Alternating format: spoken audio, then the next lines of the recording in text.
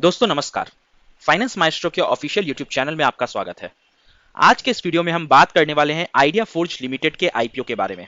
Detailed analysis करेंगे। सबसे पहले समझेंगे कि कंपनी क्या करती है, कंपनी के बारे में थोड़ा सा बात करेंगे। उसके बाद कंपनी के फाइनेंशियल्स के बारे में बात करेंगे कि कंपनी क्या प्रॉफिटेबल है या अभी लॉस मेकिंग कंपनी है। उसके बाद आईपीओ के कुछ डिटेल्स को समझेंगे कि कितने का इशू आने वाला है, इसके अंदर रिटेल्स का क्या पार्टिसिपेशन एक्सपेक्ट किया जा रहा है, और फाइनली लास्ट में हम लोग कुछ एनालिस्ट्स की रिपोर्ट को मद्देनजर रखते हुए ये जानने की कोशिश करेंगे कि हमें एज अ रिटेल इन्वेस्टर इस आईपीओ के अंदर पार्टिसिपेट करना चाहिए फॉर लॉन्ग टर्म पर्सपेक्टिव या फिर लिस्टिंग गेन के पर्सपेक्टिव से। चलिए बिना लेट किए हुए हम लोग वीडियो को स्टार्ट करते हैं और कंपनी के बारे में कुछ जानने की कोशिश करते हैं। ये कंपनी वैसे तो 2007 में इनकॉर्पोरेट हुई थी, लेकिन जो इसके फाउंडर्स हैं वो आईआईटी दिल्ली के स्टूडेंट्स थे और इन्होंने 2004 में अपना पहला प्रोटोटाइप डिजाइन किया था एक कॉलेज फेस्ट में एंट्री के लिए। आपको याद हो अगर तो 2009 में एक फिल्म आई थी थ्री इडियट्स। इस मूवी के अंदर आपको बोमन ईरानी के साथ एक स्टूडेंट का सीन दिखाई दिया होगा जहां पे वो अपने ड्रोन का एक प्रोटोटाइप बोमन ईरानी को प्रेजेंट कर रहा है। तो वो जो ड्रोन था वो आइडिया फोर्ज का ही प्रोटोटाइप था और पहली बार इसको फीचर किया गया था थ्री इडियट्स मूवी के अंदर। वैसे इस कंपनी के बारे में अगर आप समझोगे तो इसका जो प्रोडक्ट है ड्रोन्स है वो मेनली सिक्योरिटी एंड सर्विलियंस में यूज हो सकता है, लॉजिस्टिक्स में यूज किया जा सकता है, डिफेंस से में इसको यूज किया जा सकता है, अपने दुश्मनों के जानकारी इकट्ठा करने में, इंटेलिजेंस इकट्ठा करने में, उन सारी चीजों में इस कंपनी के प्रोडक्ट्स को हम यूज कर सकते हैं। इस कंपनी के प्रोडक्ट्स ड्रोन्स में ऑलरेडी हमने यूज किया हुआ है। 2015 में जो अर्थक्वेक हुआ था नेपाल में, वहां पे लोगों के फंसे होने के लिए और जान माल की सुरक्षा के लिए रेस्क्यू ऑपरेशंस में इसको यूज किया गया था। 2016 के टेररिस्ट इंसिडेंट जो पंपोर में हुआ था, वहां पे टेररिस्ट के आइडेंटिफाई करने के लिए कहां पे छुपे हो सकते हैं, वहां पे भी इसे यूज किया गया था। करेंटली अगर आप इंडिया के अंदर बात करोगे, इंडियन अनमैन्ड एयरक्राफ्ट सिस्टम के अंदर 50% मार्केट शेयर है कंपनी का 2022 के हिसाब से, और 7th रैंक ग्लोबली इस कंपनी का है इंडस्ट्री इनसाइट्स ऑफ ड्रोन, जो कि दिसंबर 2020 में रिपोर्ट आई थी उसके according. So overall no doubt company बहुत ही अच्छी कंपनी यहां पे दिखाई दे रही है। कंपनी का फ्यूचरिस्टिक कंपनी दिख रही है यहां पे। आगे अब कंपनी किस तरीके से परफॉर्म करेगी और जब हम फाइनेंशियल्स को समझेंगे तब समझ में आएगा कि कंपनी ओवरऑल कैसी है। लेकिन कंपनी का कंसेप्ट, कंपनी फ्यूचरिस्टिक दिख रही है और लॉन्ग टर्म के लिए फ्यूचर की कंपनी होने के हिसाब से बहुत ही अच्छा इन्वेस्टमेंट ये साबित हो सकता है। लेकिन डिटेल हम लोग जैसे जैसे आगे समझेंगे वैसे वैसे हम लोगों को क्लियर होता चलेगा, राइट। आईपीओ के डिटेल्स के बारे में अगर हम थोड़ा सा नजर डालें उसके ऊपर, तो 26 तारीख यानी कि आज से इसके ऊपर बिडिंग शुरू हो चुकी है, सब्सक्रिप्शन शुरू हो चुका है। इसका फेस वैल्यू है इसका 10 शेयर्स, यानी कि फ्यूचर में आपको आईपीओ के इस पर्टिकुलर कंपनी के स्टॉक्स के अंदर स्प्लिट्स और बोनस भी देखने को मिल सकते हैं। प्राइस रेंज होने वाला है 638 से 672। यहां पे मैं आपको एक बात बता दूं, अगर आप इस आईपीओ के अंदर बिड करते हो सब्सक्रिप्शन के लिए तो हमेशा हाईएस्ट प्राइस के ऊपर आप बिड करिएगा, क्योंकि क्या होता है कि अगर इस प्राइस पे लिस्टिंग होगी तो आपका प्राइस अगर कम रहेगा उससे तो आपको यहां पे सब्सक्राइब नहीं मिलेगा, आपको सब्सक्रिप्शन नहीं मिलेगा।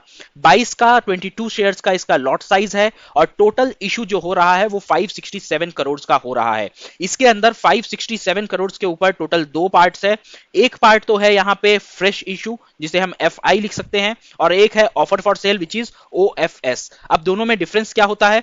दोनों में सबसे पहले तो मैं आपको अमाउंट बताता हूं। फ्रेश इशू जो हो रहा है वो 240 करोड़ का हो रहा है और ओएफएस के अंदर जो इशू आ रहा है वो है 327 करोड़ का, 337 इनफैक्ट। सो यहां पे मेन डिफरेंस क्या है? फ्रेश इशू जो होता है वो मेनली कंपनी के पास पैसे जाते हैं जिसको कंपनी यूज करती है अपने बिजनेस के अंदर, अपने डेट को रीपे करने में, अपने एसेट्स को बिल्ड करने में। वेयर एज ओएफएस में जो पैसा निकलता है वो कंपनी के जो एग्जिस्टिंग शेयर होल्डर्स हैं वो अपना शेयर्स बेच रहे हैं और ये पैसा डायरेक्टली उनके शेयर होल्डर्स पे जाएगा। मतलब कंपनी यहां पे 567 करोड़ रुपीस रेस करेगी, उसमें से 240 रुपीस कंपनी के पास जाएंगे यूज करने के लिए, जिसको यूज करके कंपनी अपने बिजनेस को ग्रो करने के बारे में प्लान कर सकती है।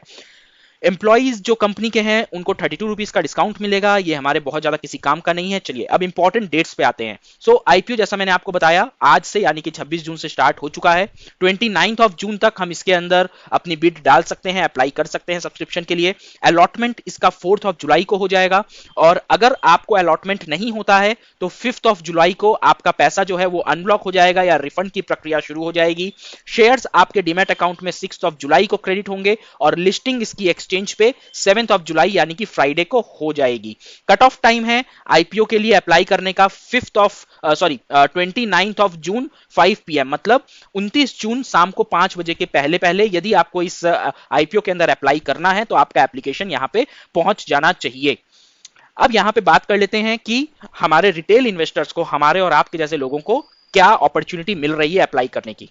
सबसे पहले यहां पे आप देखो क्यूआईबी मतलब क्या होता है? क्वालिफाइड इन्वेस्टर्स, जिनको 54% यानी कि जो बड़े इन्वेस्टर्स हैं, म्यूचुअल फंड हाउसेज हैं, उन लोगों को 54% अलॉटमेंट यहां पे किया जाएगा। जो हाई नेटवर्थ लोग हैं उनको 27%, रिटेल इन्वेस्टर्स के लिए 18% का प्रावधान यहां पे रखा हुआ है। अब यहां पे आपको एक बात बतानी और जरूरी है कि सेबी की गाइडलाइंस के हिसाब से यदि किसी कंपनी को लास्ट के 3 साल में लॉस हुआ रहता है तो वो यहां पे रिटेल इन्वेस्टर्स को 10% से ज्यादा अलॉट नहीं कर सकते। अब यहां पे 18.13% क्योंकि ये कंपनी ऑफर कर रही है रिटेलर्स को, इसका मतलब यह है कि पिछले 3 साल में कंपनी को लॉस नहीं हुआ है, प्रॉफिट भले छोटा हो लेकिन कंपनी प्रॉफिटेबल है। चलिए डिटेल समझेंगे जब इसके हम फाइनेंशियल सेक्टर में चलेंगे, फाइनेंस के ऊपर जाके हम रिटेल कंपनी के डिटेल को समझते हैं। यहां पे एक बात आपको बताना और जरूरी है कि कंपनी के अंदर एग्जिस्टिंग इन्वेस्टर्स में इन्फोसिस है जिसके पास 4.35% स्टेक है इस कंपनी का। अदर इन्वेस्टर्स में क्वालकॉम है, सेलेस्टा है, EXIM बैंक है। सो काफी अच्छे बड़े इन्वेस्टर्स कंपनी के अंदर ऑलरेडी पैसा लगा के बैठे हुए हैं। चलिए बात करें फाइनेंशियल्स की यहां पे। 2020 में कंपनी के पास जो कुल एसेट था वो 80 करोड़ के आसपास का था, रेवेन्यू 16 करोड़ का था और यहां पे कंपनी को करीब करीब 13.5 करोड़ का लॉस हुआ था और कंपनी के ऊपर जो डेट था, जो लोन था, वो करीब करीब 5 करोड़ के आसपास था। वहीं 2021 में अगर आप देखो तो टोटल एसेट जो है कंपनी का वो अप्रॉक्सीमेटली 70 to 80% बढ़ गया, इंक्रीज हो गया। रेवेन्यू भी कंपनी का ऑलमोस्ट यहां पे 2 टाइम्स हुआ था। लॉस अभी भी कंपनी का था लेकिन कंसिस्टेंट था, यहां पे 13.5 करोड़ था, यहां पे 14.5 करोड़ हुआ, 1 करोड़ का लॉस यहां पे बढ़ गया और नेटवर्थ कंपनी की कम हो गई। लोन के बारे में बात करेंगे तो लोन कंपनी का यहां पे 10 गुना बढ़ा, 5 करोड़ से सीधा 50 करोड़। इसका मतलब यह है कि लोन बढ़ा तो उसका इंटरेस्ट भी बढ़ा होगा और ये इंटरेस्ट आपको यहां पे रिफ्लेक्ट कर रहा है क्योंकि कंपनी का रेवेन्यू तो यहां पे इंक्रीज हुआ है लेकिन प्रॉफिटेबिलिटी यहां पे इंक्रीज नहीं हुई। इसका मतलब इंटरेस्ट आपने जो दिया है, लोन आपने जो 10 गुना बढ़ाया है अपना, उसके ऊपर आप यहां पे इंटरेस्ट दे रहे थे। आते हैं 2022 में। सो कंपनी का टोटल एसेट यहां पे डबल हो गया, ऑलमोस्ट 222 करोड़ का हो गया। रेवेन्यू की बात करें तो ये 5 गुना हो गया लेकिन प्रॉफिटेबिलिटी अगर हम देखेंगे तो इस बार हम लोग 44 करोड़ के प्रॉफिट में आ गए। अब -14 से आप +44 में आ रहे हो तो यहां पे ऑलमोस्ट आपको 58 करोड़ की ग्रोथ है, जो कि यहां पे अप्रोक्सीमेटली 5 to 6 टाइम्स की ग्रोथ आपको प्रॉफिट के अंदर देखने को मिल रही है। लोन यहां पे आप देख सकते हो 50 करोड़ से गिर के फिर से 5 करोड़ पे आ गया है। इसका मतलब आपको भली भांति समझ में आ रहा होगा कि यहां पे लोन की वजह से जो इंटरेस्ट जा रहा था, यहां पे अब इंटरेस्ट कम हो गया, साथ ही साथ कंपनी का रेवेन्यू बढ़ा तो पूरा का पूरा जो प्रॉफिट है वो आपको यहां पे रिफ्लेक्ट हो रहा है। और 2023 की बात करें तो फिर से यहां पे कंपनी का जो एसेट है वो ग्रो किया है, यानी कि कंपनी कंसिस्टेंटली पिछले 4 साल से अपने एसेट्स को ग्रो कर रही है। कंपनी का यहां पे विजन बहुत क्लियर है, कंपनी यहां पे बड़ा कुछ करना चाहती है और कॉलेज प्रोजेक्ट से अगर कोई कंपनी 2800 करोड़ की कंपनी बन जाती है तो अपने आप में इसका फाउंडर्स का विजन और फाउंडर्स की कैपेबिलिटी के बारे में हम शक यहां पे नहीं कर सकते। टोटल रेवेन्यू की अगर हम बात करें तो टोटल रेवेन्यू के अंदर भी इंप्रूव हुआ है और प्रॉफिट यहां पे थोड़ा सा गिरा है। इसका रीजन वापस से 5 करोड़ से 86 करोड़ का यहां पे डेट। सो डेट पहले 10 टाइम्स बढ़ा था और यहां पे आपको डेट ऑलमोस्ट 14 टाइम्स बढ़ता हुआ दिखाई दे रहा है। सो डेट बढ़ेगा तो उसका इंटरेस्ट देना पड़ेगा और वो इंटरेस्ट आपको यहां पे प्रॉफिटेबिलिटी पे कंपनी के इंपैक्ट करता हुआ, डेंट लगाता हुआ दिखाई दे रहा है। अब चलिए समझते हैं और जानते हैं कि कंपनी यहां पे जो इशू कर रही है, आईपीओ से पैसा उठा रही है, 240 करोड़ रुपए जो कंपनी के जेब में जाएंगे, अकाउंट्स में जाएंगे, उस पैसे का कंपनी करने क्या वाली है?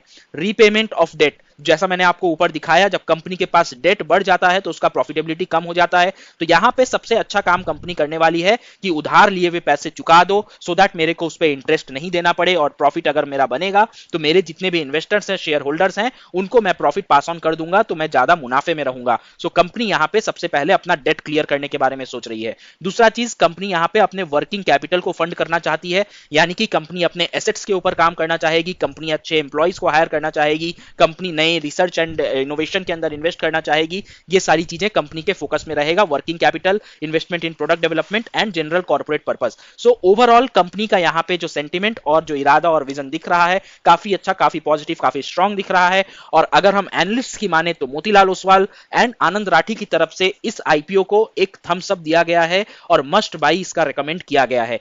इसका दो रीजन मैं अपनी तरफ से आपको देना चाहूंगा। सबसे पहला रीजन यहां पे ये रहेगा कि ये कंपनी फ्यूचरिस्टिक कंपनी है। आपको अगर याद होगा, मैंने बहुत बार जोमैटो का एनालिसिस किया है और मैंने आपको बोला है अभी जोमैटो का सबसे ज्यादा जो खर्चा है वो मैन पावर के ऊपर है, डिलीवरी बॉयज के ऊपर है। मान लीजिए हम ड्रोन टेक्नोलॉजी में बहुत ज्यादा इंप्रूव कर लेते हैं, इंप्रोवाइज कर लेते हैं, तो वो दिन दूर नहीं जब आपके घर में जोमैटो से, अमेजॉन से, स्विगी से आप जो भी चीज ऑर्डर करोगे वो ड्रोन के माध्यम से आपको मिलेगा। सो वहां पे कंपनी के जो मैन पावर कॉस्ट हैं वो कम होंगे और कंपनी के प्रॉफिटेबिलिटी इंप्रूव करेगी। सो ये फ्यूचरिस्टिक है और यहां पे 100% कंपनी को कुछ ना कुछ अच्छा लॉन्ग टर्म पे गेन होने वाला है। और जो दूसरा रीजन है वो है डिफेंस। आपको पता है डिफेंस में हमें इंटेलिजेंस के लिए ड्रोन्स की कितनी ज्यादा जरूरत पड़ती है और ये एक ऐसा सेक्टर है यहां पे आपको गवर्नमेंट भी बैक करेगी। अडानी एंटरप्राइज, रिलायंस, ये सारी कंपनीज फॉरेन ड्रोन कंपनीज के साथ टाई अप करके मार्केट के अंदर एंटर करने की कोशिश कर रही है और ये क्योंकि एक स्पेशलाइज्ड कंपनी है, यहां पे हमें एक बहुत अच्छा ग्रोथ अपॉर्चुनिटी देखने को मिल सकता है आने वाले समय में।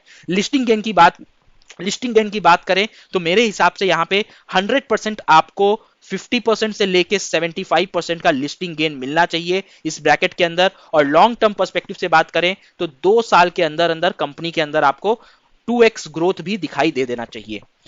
सो मेरी तरफ से इस आईपीओ के अंदर मस्ट बाई है, आपको इसके अंदर जरूर अप्लाई करना चाहिए। और यहां पे शायद मुझे अभी रियल टाइम सब्सक्रिप्शन का डेटा भी दिखाई देगा, जो कि हाँ यहां पे मैं देख सकता हूं। तो आप देखिए कंपनी का आईपीओ अभी भी स्टार्ट हुए कितना टाइम हुआ है, ज्यादा देर हुआ नहीं है, आज ही शुरू हुआ है, करीब करीब 4 घंटे हुए हैं और 4 घंटे में आपको ऑलरेडी जो रिटेल सब्सक्रिप्शन है वो 5.2 टाइम्स दिखाई दे रहा है। ये सब्सक्रिप्शन टाइम के साथ बढ़ेगा। 29 जून शाम को 5 बजे तक यहाँ पे विंडो ओपन है, अभी बहुत सारा समय बाकी है। तो ये सब्सक्रिप्शन जो है वो मेरे को अप्रोक्सीमेटली 60x जाता हुआ दिख रहा है। सो आपको अलॉट होने के चांसेस यहाँ पे कम हो जाएंगे। तो अलग अलग अकाउंट से, मल्टीपल अकाउंट से इसके अंदर आप अलॉटमेंट के लिए एप्लीकेशन डालें और यदि आपको एप्लीकेशन आपका सक्सेसफुल हो जाता है, आपको अलॉटमेंट मिल जाता है, तो आपको बहुत ही क्विक प्रॉफिट यहाँ पे देखने को मिल जाएगा।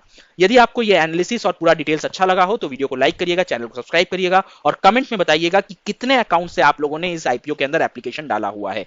चलिए मिलते हैं अगले वीडियो में, तब तक अपना बहुत ख्याल रखिए, सुरक्षित रहिए। जय हिंद, जय भारत।